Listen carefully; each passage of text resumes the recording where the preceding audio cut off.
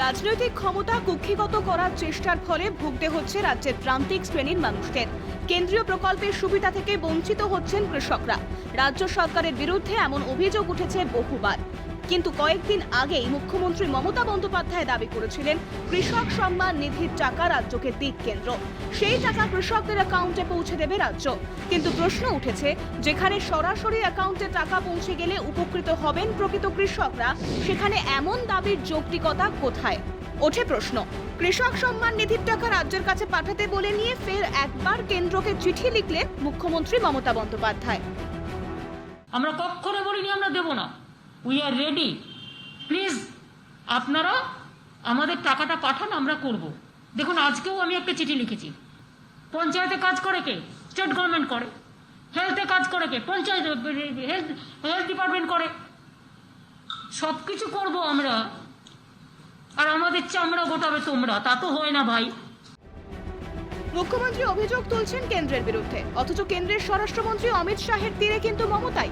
রবিবার বীরভূমে সাংবাদিক বৈঠক থেকে অমিত শাহ অভিযোগ করেন মুখ্যমন্ত্রী একটি সই না করার কারণে বঞ্চিত হচ্ছেন কৃষকরা।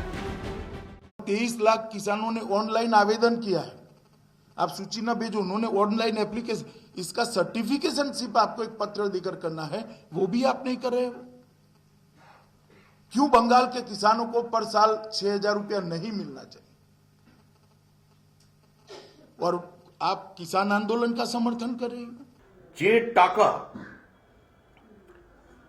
কেন্দ্র সরকারের দেবার কথা ছিল কৃষকদের 6,000 টাকা, সেই টাকা থেকে পশ্চিমবঙ্গের কৃষকরা বঞ্চিত হয়েছেন। তারা অনলাইনে অ্যাপ্লাই করেছেন, কিন্তু যে সার্টিফিকেটের প্রয়োজন আছে, যেটা রাজ্য সরকারের দেবার কথা, সেটা রাজ্য সরকার দিচ্ছেন না। তিনি আমাদের থেকে অনেক বড় গণিতজ্ঞ, তাই কি প্রতিশ্রুতি দিয়েছিলেন আর কোথায় কত রক্ষা হয়েছে তা তার গণিত বিজ্ঞানে নিশ্চয়ই তিনি ধরে রেখেছেন।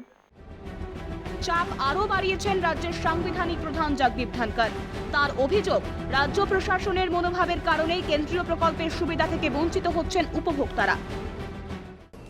Writing to the government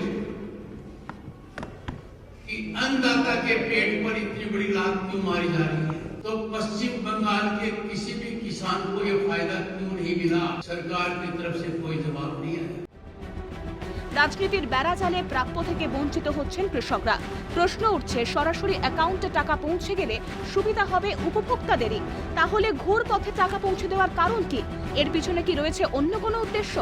bureau report, Calcutta television network.